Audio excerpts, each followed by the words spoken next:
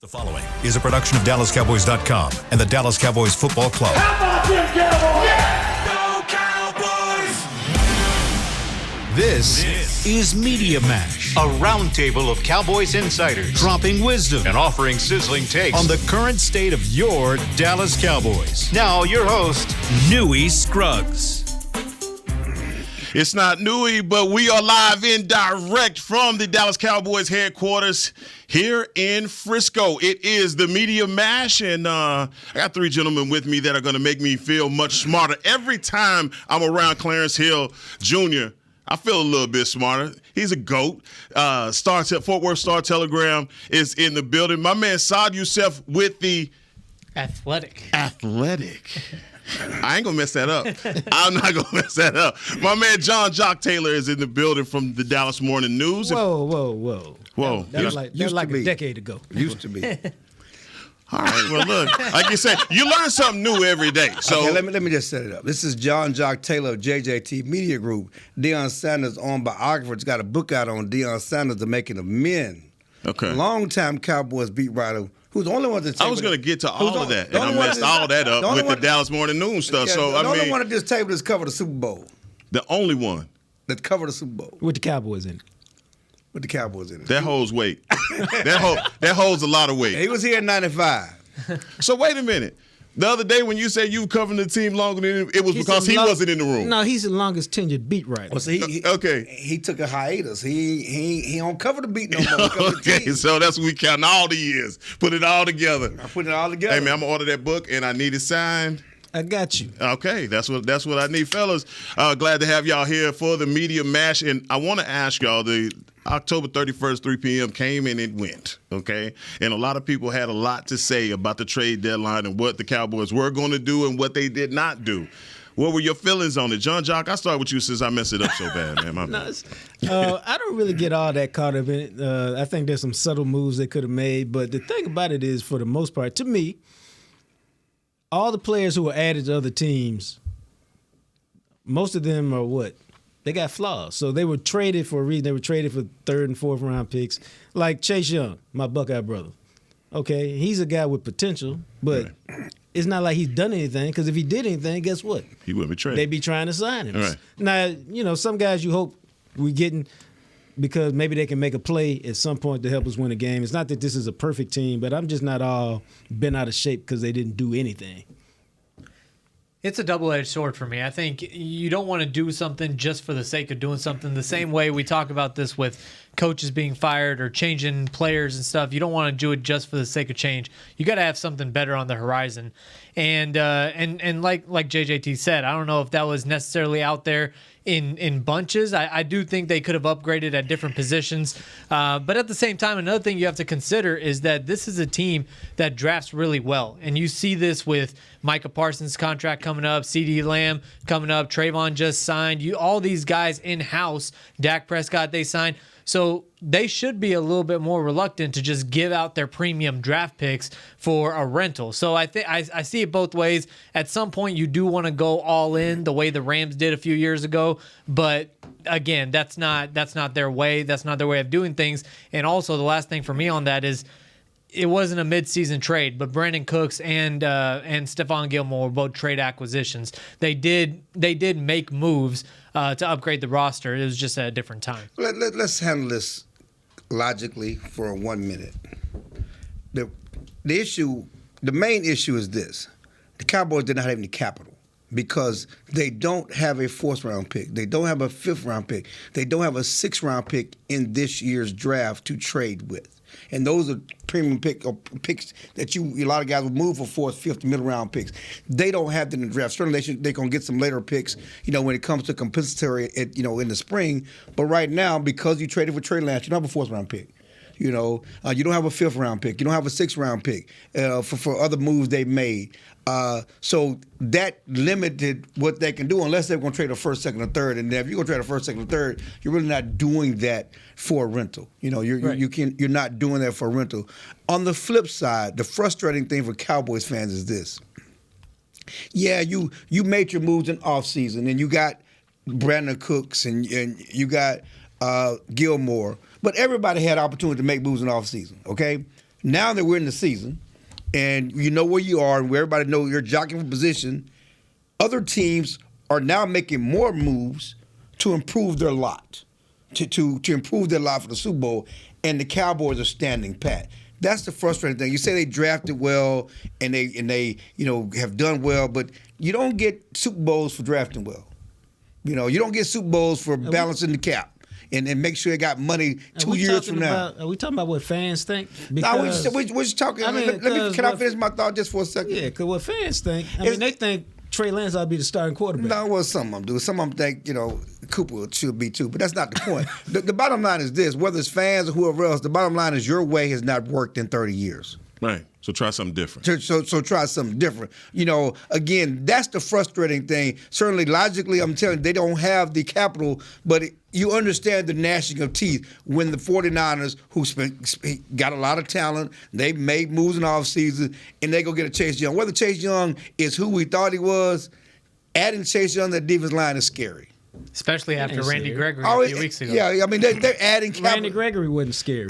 Again, they're adding pieces to that defensive line. Seattle added Leonard Young I'll take that. Leonard Young's still a good player. To go and help their team.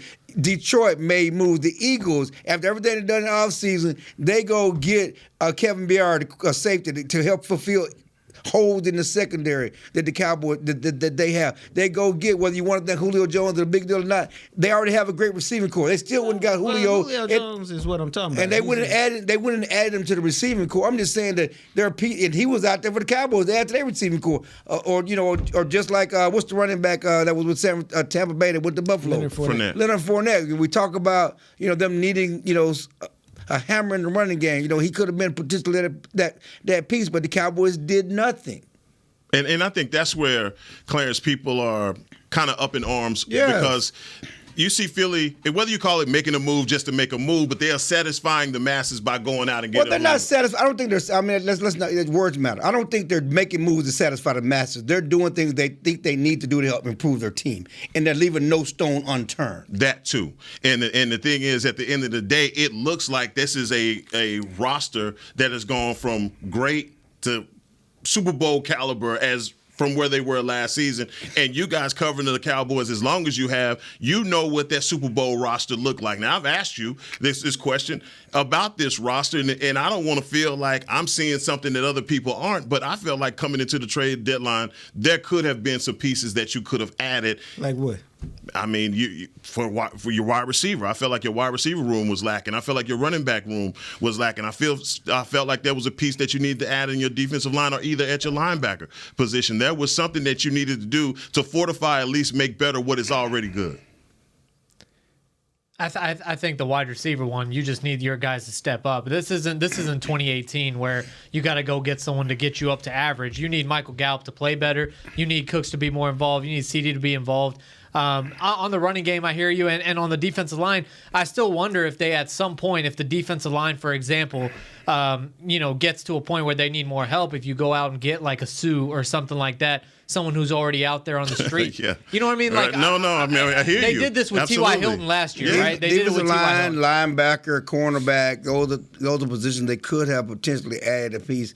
They didn't, and it's great to say you like your roster. Certainly, you like what Bell has done at linebacker in place of Leighton Vander Esch. You still don't know what Leighton Vander Esch is going to be toward the end of the season. Right. But at some point, maybe is his size going to get you in trouble? Is he too small at 215? Marquise Bell. Yeah. At 215 pounds, you need a bigger guy in there, a traditional linebacker type in there. And those are the type of things that I thought they could have addressed with some potential guys out there. But again, what would it cost? And you have to weigh the cost. And again, when you don't have a fourth, fifth, or sixth round pick, that makes it tough. I think that's where someone like Ndamukong Suh is a little bit more of an option down there. Yeah, he's on the street. So I think that could be an option down the road. Now, you guys as writers, this is Philly week. Everybody knows what this is about, and you've been writing these articles on the Philadelphia Eagles and what this matchup has been like over the years.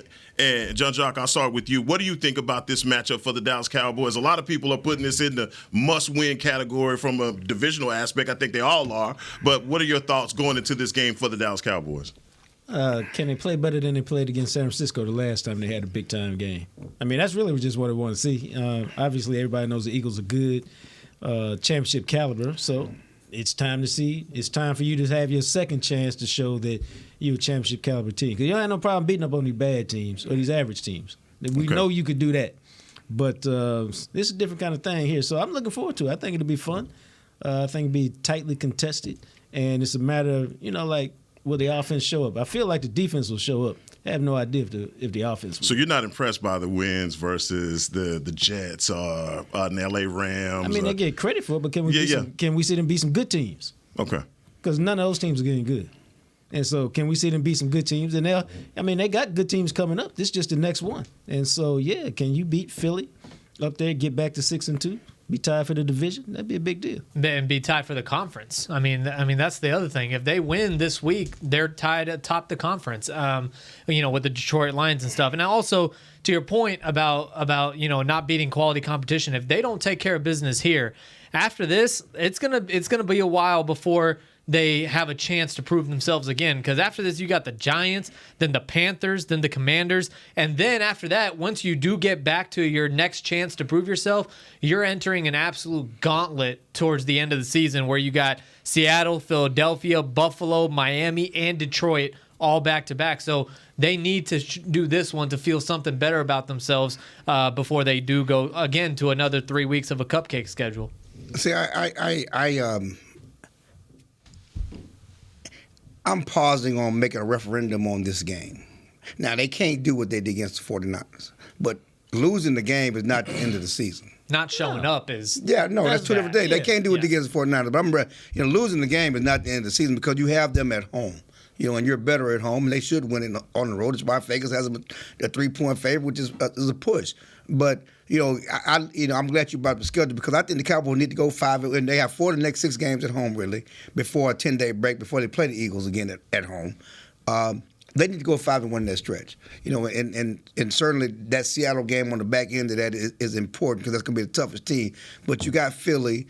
It's going to be a push. They may win, may lose. They probably will lose on the road at Philly. That's just what it is. But, of course, you have to factor in the success Dak has had against the Eagles when he's played quarterback. But you got Carolina, you got Giants, you got Washington, you got Seattle. This is an important stretch. And I pause with saying that because they haven't beat any good teams. And record-wise, no, but they've done what they're supposed to do against those teams. We compare what the 49ers did against the Rams. We compare what the Eagles did against the Rams. They didn't do what the Cowboys did against the Rams. Right. The Rams team, the record is what it is, but that defense, they only given up 4 passing touchdowns all season. 4. Right. In 7 games. They gave that up Sunday. And they gave up 4 Sunday against Dak Prescott. Right. And so we can't say, Dak did it and he had the success is not that big of a deal because it was against a bad Rams team. That defense is giving up 4 passing touchdowns all season. But, Clarence, why are you reluctant to call this a must-win in the face of the scrutiny that's going to come from the media if you have that repeat performance like you did versus the 49ers or you lose this game? Repeat performance is a whole different level. If you get blown out, that's what I'm talking about. But we can't. You can play good and lose. Yeah, you can play. Good this team. is a good team. It's on the road. I mean, and certainly you would love to win the game. It will really say a lot about you and your season and where you plan to go. But I don't think it's the end of the world if you lose the game. You just can't go 42-10. You can't, go belly up.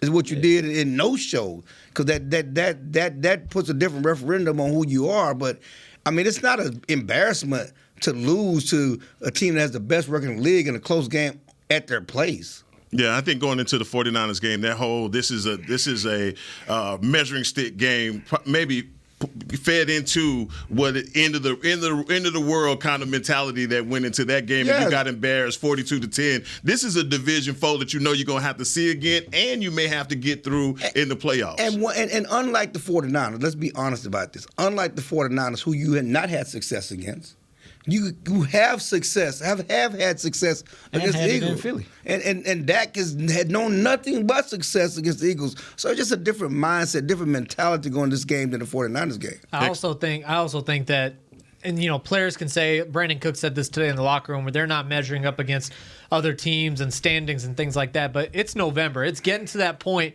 where you start looking at that stuff. And, if the Cowboys take care of the Eagles, like I said, they control their own destiny for the top seed in the conference. Obviously a lot of football left to be played, but they'll be top of the conference and they'll have a lot of football ahead of them. I mean, the goal is to win a division, okay? In a division game, division games matter if you're trying to win it. That's the first goal, win Absolutely. a division, okay? And so they understand the importance of the game, and they don't need to look at standings or whatever else. It's the Eagles. They're the division defending champs. They got the best record in the league. They're in your division. They know this is a game that's going to be big and it's important to try to win, especially on the road. Man, I love that. This is big time. But this is big time football. This Sunday, everybody's watching. Got their eyes on this Dallas Cowboys. It's funny because we've been covering this team a long time, and we was talking to Kirsch today, and he was talking about since he's been there, the Eagles have been the story. And I remember when it was the Giants. Or I can go back when I was a child, it was the Redskins. And who was the biggest rival for the Cowboys? All of them are the Cowboys' biggest. The Cowboys are their biggest rivals. But as far as the Cowboys are concerned, during the Romo era, it was the Giants. And OC and all those guys, that was their biggest rival. That's who they had fights against and all this stuff. And before that, it was Washington, and now it's the Eagles. But it's always the Cowboys, because they're always playing for something. But it's just interesting how the cycle is going. Now Philadelphia is the big dog the Cowboys have to play against, not necessarily the Giants and Washington anymore. Clarence, I had a conversation with you last season about this team, and you alluded to pedigree in this roster and having the pedigree to be a championship-level team. This year, do you see that pedigree?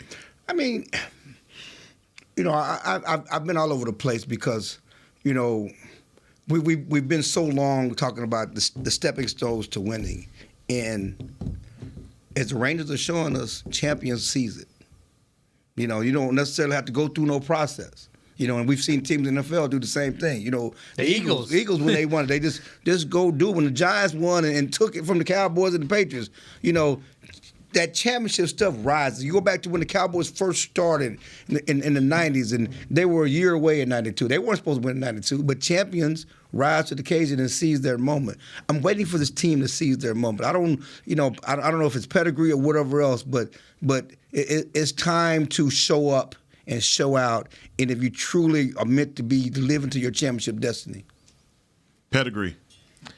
I agree with that. I think there is something to it and the building blocks and all that kind of stuff, but I think at some point and the Cowboys have had a lot of this with the 49ers in recent years as well. So at this point, it's kind of all on the table. They just got to go out there and do it. Right, go and take it. What's the Rangers' motto? Go and take it. Go and take it. Go and take that thing. It's time to go take that thing. It's been 30 years since you covered a Super Bowl, so you would know. It's always about your best players showing up at winning time. Mm-hmm. I mean, look at Corey Seager, look at Marcus Simeon. Marcus Simeon ain't done nothing. Now, in the moment it presents itself, here I go. Yeah. And so your best players got to lead the way. Your best players got to play their best football at winning time. And if they're going to win this week, guess what? Dak going to ball out. CeeDee Lamb going to ball out. Micah's going to ball out. Tank will ball out. Their best players will ball out if they win this week. Yeah, and as we all know, and that's the whole narrative with the Cowboys, they can win this week. They can win next week. But what they going to do in the playoffs? Right? The question. We got questions on questions. Yeah, either that be in San Francisco, but can you do it in the playoffs? I mean, that's the monkey on the Cowboys. What you gonna do in December? And it's funny because it's hard not to refer to the Rangers and even going back to the Mavs. I mean, when they weren't the favorite, just go and seize that thing. Your best players show play your best. Their best players showed up. And whether it's Corey Seager, whether or Garcia, who was given away. Yeah. He's 30. He ain't no young cat. People thinking, he's 30 years old. He's been around this thing. St. Louis basically gave him for consideration. For consideration. But those guys are living into their moment. Listen, and I go back to you go back to the Romo era and all those guys, and they did Cabo, whatever the reason, dropping his fumble in Seattle. When it was time to win, they didn't do it. And that's the same destiny right now, or the same rap on this era of Cowboys. When it's time to win, they didn't get it done, and it's time out for this. Time for y'all to show up when it matters most. Hey man, this is a media mash. As we continue, we're gonna take our first break. I got Clarence Hill Jr. I got Saad Youssef from The Athletic. Got it. Say that. I keep messing it up, man. Just like I was so busy trying to The Athletic. I keep doing that. Then John Jock Taylor, my man. I can't believe I just did that. But Clarence got it right. We're taking a break. We'll be right back. See? Todd thought it would be secure to jog in the cheetah savanna. Todd believed the big cat repellent he bought online was reliable. And now, Todd is trying to be faster than this cheetah that can run 80 miles per hour. But the good news is, Todd has AT&T 5G that is fast, reliable, and secure. And he learned the best thing to do is stop running and toss her the backpack with the beef stew. AT&T 5G. Fast, reliable, secure. It's not complicated. 5G requires compatible plan and device. 5G may not be available in your area. See att.com/5G for you for details. Don't put off getting your oil changed, Dallas. Take 5 Oil Change, a proud partner of the Cowboys, is faster than you think. There's no appointment needed and no waiting room. Yep, you heard that correctly. Take 5 is so fast, you don't even have to get out of your car. You can take advantage of Take 5's fast, friendly, and simple service at any of their locations across the Dallas area. And remember, at Take 5, you stay in your car because they're faster than you think. Take 5, the official oil change of the Dallas Cowboys. It's the official men's skincare brand of the Dallas Cowboys, Jack Black. And right now, Cowboys fans can get 15% off their $75 order. Plus, because every deal needs a playmaker, your order will include a free 5-piece skincare set and free shipping. The Jack Black Playmaker is 4 of Jack's favorites and a full-sized intense therapy lip balm. Make a play for the Playmaker at getjackblack.com/Cowboys with the code COWBOYSVIP. That's getjackblack.com/Cowboys with the code COWBOYSVIP. They say champions are remembered, but legends are never forgotten. United Ag and Turf offers a winning lineup of John Deere equipment built to tackle any challenge on and off the field. Legendary John Deere tractors, combines, residential mowers, commercial mowers, compact construction equipment, Gator utility vehicles, and a full line of golf and sports turf equipment. United Ag and Turf, the official Ag and Turf equipment supplier of the Dallas Cowboys. Visit UnitedAgAndTurf.com to find a location near you. Back to Media Mash. Back here on the Media Mash, I'm Heckman Harrison, Clarence Hill Jr., Saad Youssef, and John Jock Taylor is in the building.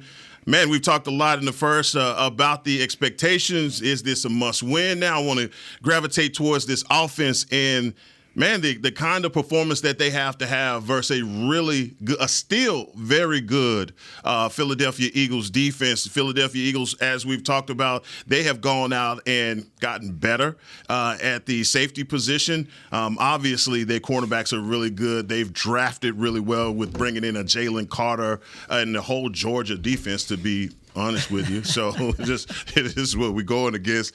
Guys, what's your expectation when you talk about this offense and going into Philly? We haven't had much from the running game, and the passing game has started to explode over the last couple games. But expectation going into Philly on Sunday. When I was looking at the numbers last night, and Philly's a top 10 run defense, they're like 26 against the pass. That tells you all you need to know about what the Cowboys need to do. They're going to have to throw the ball against this team. And good news is Dak is in a rhythm. He's, stays in a rhythm. He's played his best football the last 2 years. Last Sunday's game may have been his best game in a couple of years, going back to 2021. I agree. He was in that much of a zone and feeling it, and his connection with CeeDee Lamb is off the charts. The good news about Dak is that he's not Mississippi State Dak, but he's early Cowboys Dak in the way he's using his legs. And, I was looking at the numbers, and since the injury, his rushing totals, his attempts, his yards were down in 21 and 22 compared to where they were early in his career, and that's because he was trying to be smart, come off the leg injury. We don't run the ball anymore. But now, just talking to Mike McCarthy, talking to Brian Schottenheimer, the scramble drill, they need him using his feet. That's going to make this offense go, whether it's to scramble to pass or scramble to run when you see first downs out there. And he's been more decisive about doing this. And that's another reason why this offense has taken off the past couple of weeks. So I also think CeeDee Lamb's involvement is huge. And it's all tied together with Dak, being mobile and the things that he's doing. But you're seeing CeeDee Lamb become more of the number one wide receiver focal point that he should be. And also Brandon Cooks. And I think once you have all the weapons at your disposal, Jake Ferguson, I thought, took a nice big step the last game. It's not just about the total numbers and stuff, but you can see the trust that Dak has in him, especially that touchdown pass to throw it the way they did. I think all the stuff is kind of coming together. But as Clarence said, I mean, against this team, you have to throw the ball a little bit more. Micah talked about it today with the fronts really setting the tone, and it's going to come down to the offensive line, which has been kind of spotty. And we talked about how good of a game Dak had last game, and that's fair. But 3 of the first 4 plays, he was on the ground in the backfield, and so didn't start well. No, and so the offensive line has to play a lot better. Yeah, but we say that, and then we never heard from Aaron Donald again. Right, because they got put in another game situation. Well, what I'm saying is the offensive line did play better. I mean, after those first 3 snaps, and actually the first was on Dak. Was on Dak because they should have got the ball out. But they did play better, and you got to give the line credit on what they did, because they wouldn't be able to pass the ball the way they passed the ball if the offensive line didn't take care of their business. Well, I mean, I think sometimes coaches, people forget you can run. I mean, you can throw the ball to set up the run. You don't have to say we're gonna run the ball. Set up start. Yeah, you can start and loosen them up by throwing the ball, getting up ahead, and dictating the pace in the game, and then let your running game find the flow and the rhythm. And I think they did more of that the other day. And so I think, right now their best asset is throwing the ball. Tony Pollard doesn't look like he looked last year, and we can come up with 1,000 different reasons why, but the bottom line is you haven't seen the long runs and the 5.2 average and all of that. And so you don't have that explosive running game right now. So what you do best is throw the ball. What you do best is get it to CeeDee Lamb, and now maybe Brandon Cooks can cook a little bit. I'm glad you brought that up because, and I think Mike admitted as much begrudgingly yesterday. But coming into the season, we want to run the ball. We run the ball to protect our defense. I'm not trying to light up the scoreboard. I'm trying to win games. That's been his motto. He realized that he cannot be conservative on offense to win games in this league. And he said on Monday, we cut Dak loose. They cut Dak loose. They were more aggressive with the passing game. Because let's be honest, he brought up the running game, brought up Tony Pollard. Last year I would say that Tony Pollard was the best, most explosive weapon on this team. No doubt. That's not the case this year. For whatever reason. And the best weapon on this team is CeeDee Lamb. And whether that's getting the ball to him as a receiver, letting him run, do those short little routes and whatever else, the hitches, getting the ball outside to CeeDee and Cooks and letting them cook, that's what's going to make this offense and go. Here's the deal. Don't be wasting passes, throwing them to people not named CeeDee Lamb. I mean, you can throw a few. Okay. What I'm saying? Like the target distribution, 14 other. They had a lot of distribution, yes. That's how it should be, because why? He's your best player. Cause I tell this to folks all the time. Now, Chill is not going to get this because he's not really a video game guy. But all y'all who play Madden, do you waste carries on anybody who ain't your best player? No. The answer is no. And so it needs to be the same thing in the NFL. You don't waste carries on guys that ain't the studs, and you don't throw the ball to guys that ain't your stud. So your offensive line, I think you guys talked about it. You're talking about this offensive line and where you are right now with number 77. The stinger happens. Chuma Doga comes in. He's injured, high ankle sprain or whatever's going on with his ankle. Where's your level of confidence right now? Because it sounds like to me we're going back into this musical chairs offensive line. Funny thing is, because I was down. I'm looking at this practice report that just came out. Let me see. I was just thinking about that. Chuma was limited. So that's good news. Yeah. Okay, Chuma was limited. So I mean, it wasn't. He did lose something. What I'm saying is, it wasn't. Sunday we thought it was dire. When everybody came, looked like he was bringing the card out. And it's a low ankle sprain, not a high ankle sprain. There's a good chance he could play this week. So he should be available. Tyron had the stinger, and they rested him last week, and they didn't practice him today, but they're confident he could go this week. And I was talking to myself. And I was like, self, all I see is, can you trust Tyron to stay healthy? Can you trust Tyron to stay healthy? Why they keep messing around with Tyron? What did yourself say back? You don't know if he can stay healthy. Then I looked at some numbers. When Tyron's healthy, he's still one of the best tackles in the league. Right. That's why you play the game. Everybody said that's why the Cowboys, when Tyron's healthy, if you look at some of them now, look at some analytics, and Tyron, when he's been on the field this year, he's been one of the best left tackles in the game. And so that's why you still play these musical chairs and take your chances and hope he play this week, because when he's on the field, he's one of the best. When he's not on the field, you got Chuma Doga. But that's what's so maddening about it, Clarence, is that everybody, before they even say his name, they have to reference and like a preface to even talking about him.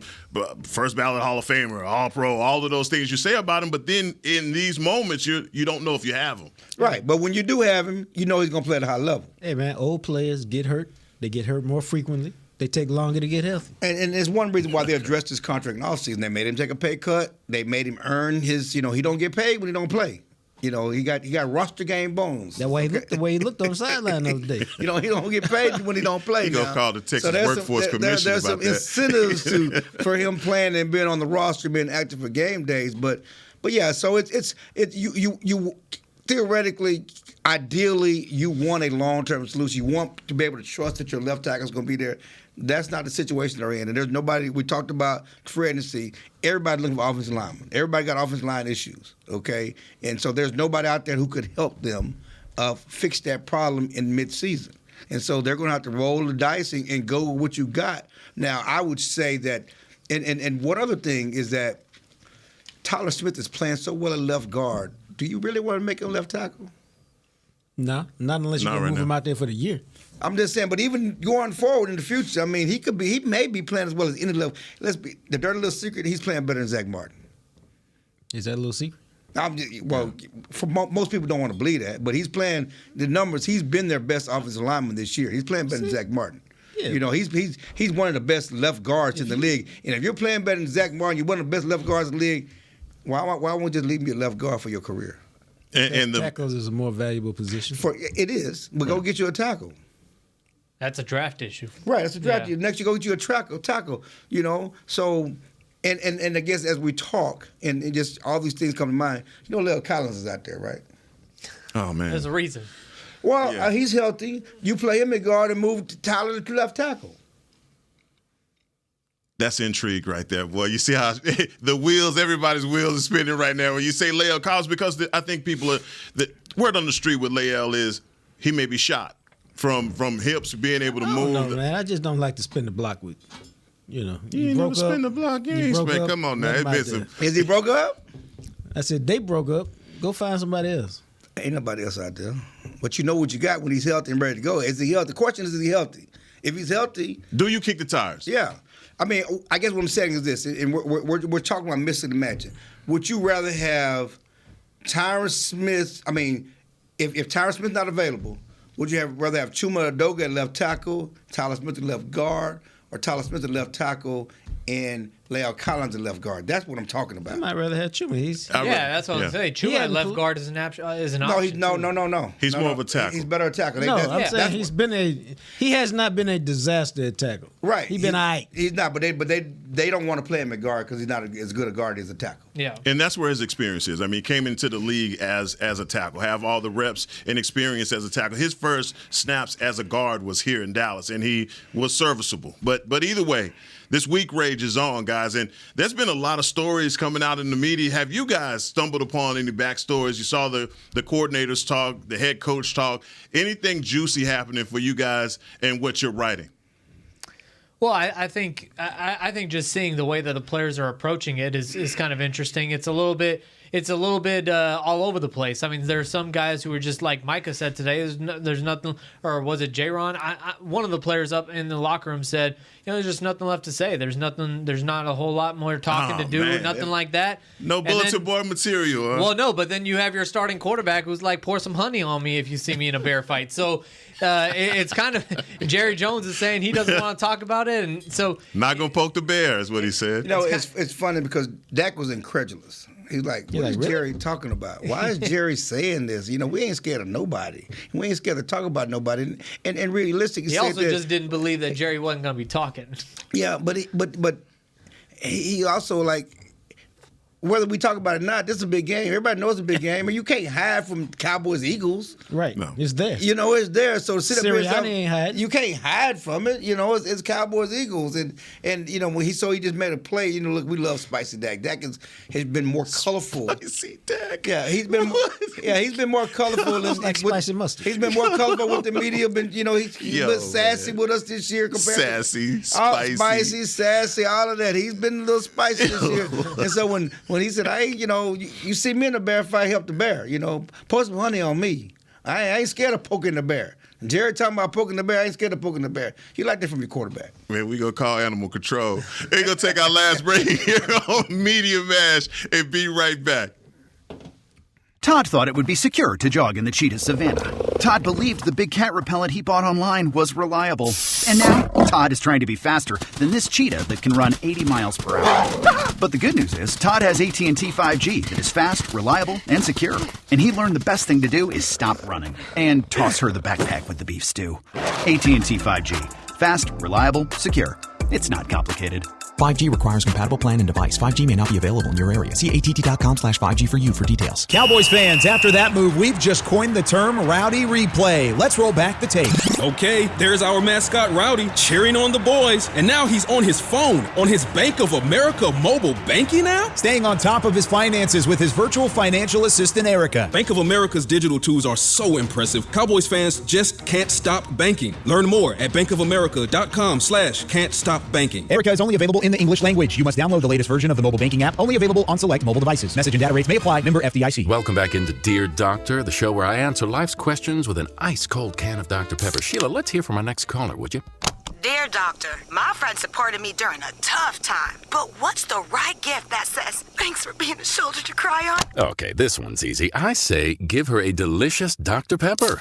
Nothing says, thanks, girl, better than a one-of-a-kind soda. Yes, any Dr. Pepper flavor will do. Now, just a reminder that I don't need to be a real doctor to know that Dr. Pepper is the one you deserve. They say champions are remembered, but legends are never forgotten. United Ag and Turf offers a winning lineup of John Deere equipment built to tackle any challenge on and off the field. Legendary John Deere tractors, combines, residential mowers, commercial mowers, compact construction equipment, Gator utility vehicles, and a full line of golf and sports turf equipment. United Ag and Turf, the official Ag and Turf equipment supplier of the Dallas Cowboys. Visit unitedagandturf.com to find a location near you.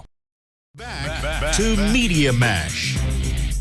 Back here on Media Mash, John Jock Taylor, Shad Youssef, my man Clarence Hill Jr., all in the building, man. It's been great getting a lot of insight on what's going on, backstories in the locker room. Shad wouldn't give us no locker room material. He got all the goods, but it's okay. We're just going to keep pulling at him. Finally, he's going to tell us something. But I want to talk about this defense, y'all. DaRon Bland.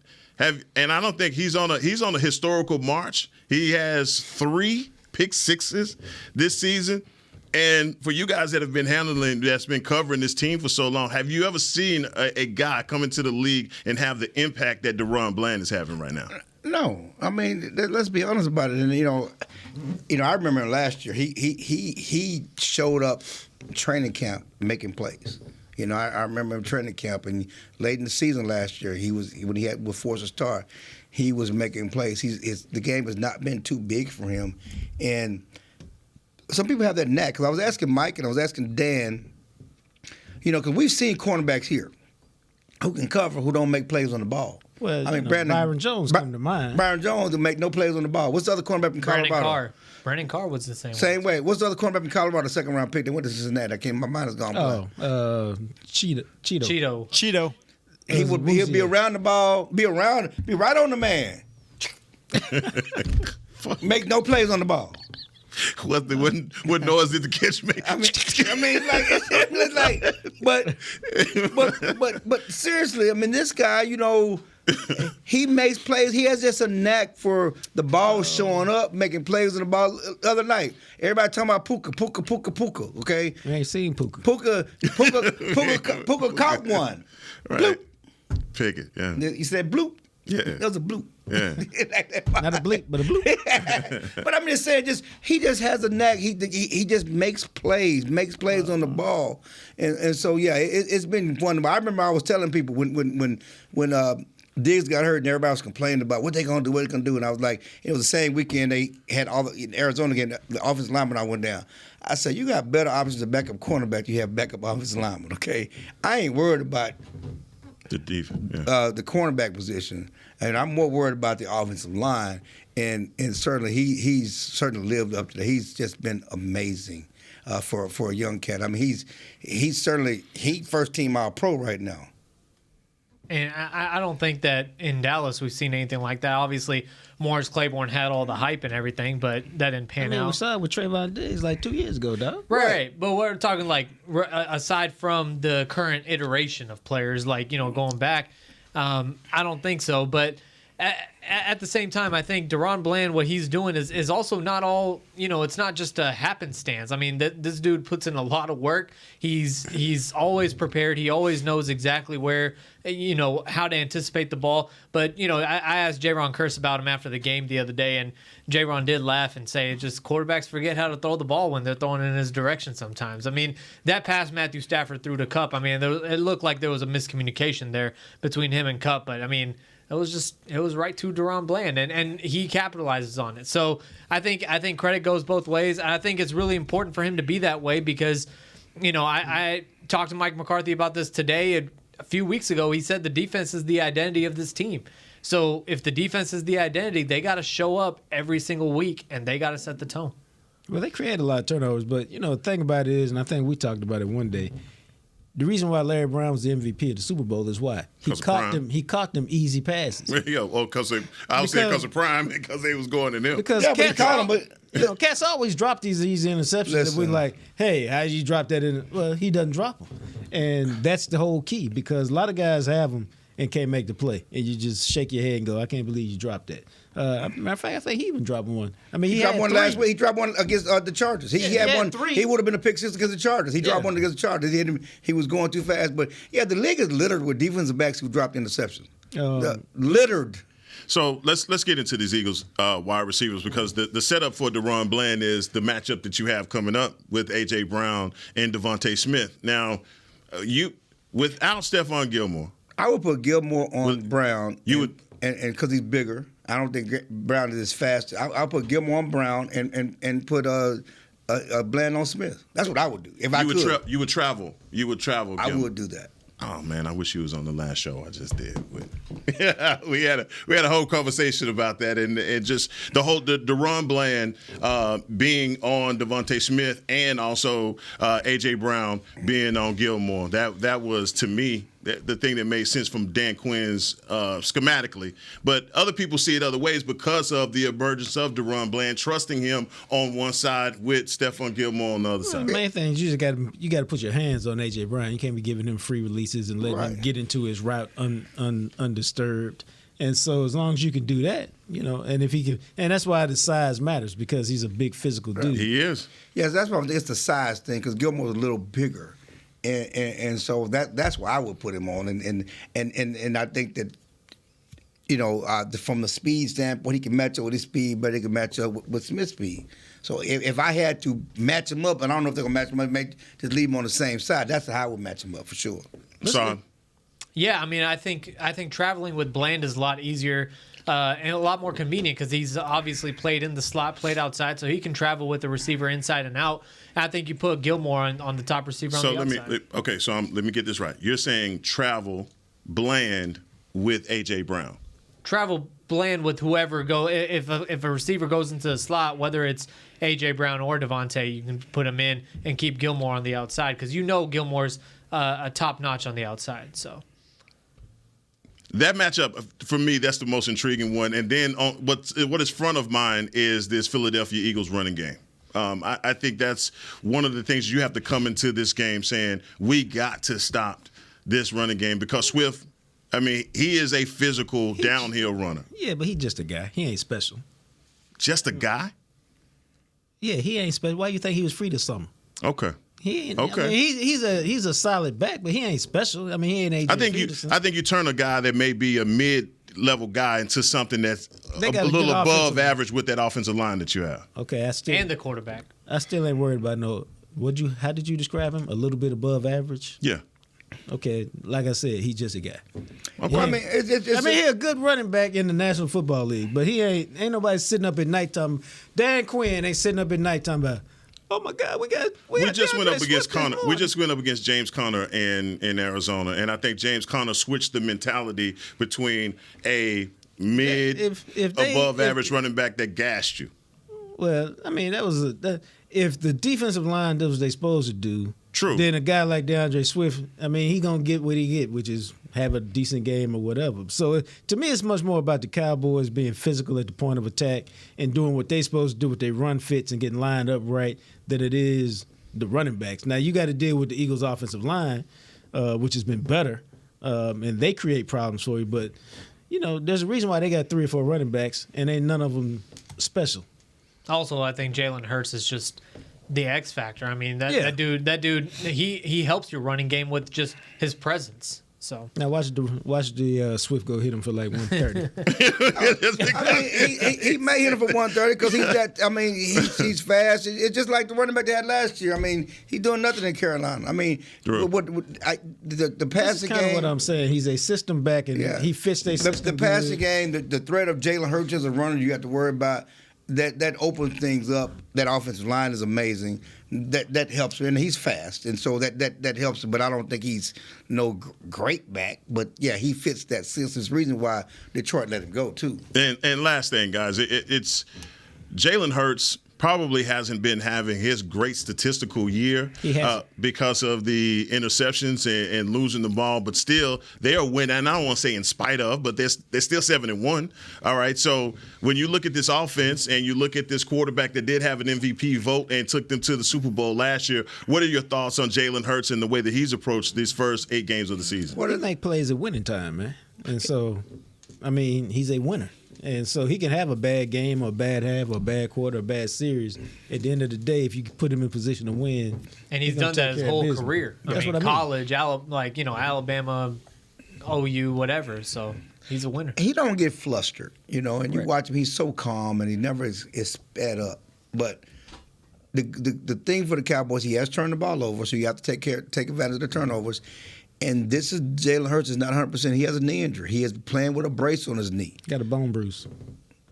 Okay, well, he's playing with a brace on his knee. That's what they call it, a bone bruise. I remember some people had bone bruise, and then it was microfracture. But it's whole other thing. I'm just saying, whatever it is, it's something. It's something that's limited him from being full onslaught Jalen Hurts who can run down the field. But Cowboys did take advantage of that. Take advantage of that for sure. Wow, this is a big one, man. We got so much to talk about, so many great stories that you guys are going to be writing this week. John Jock Taylor, I apologize, brother. It's all good. I ain't even thought about it Heckman no don't more, mess man. up like that, man. Heckman come in, man. He handling his business every time. Saad from The Athletic. You got it. I got it. All right. Clarence Hill Jr. in the building, man. We'll see y'all again on Media Mash. All right, man. Thank you, man. Appreciate you. This has been a production of DallasCowboys.com and the Dallas Cowboys Football Club. How about this, Cowboys?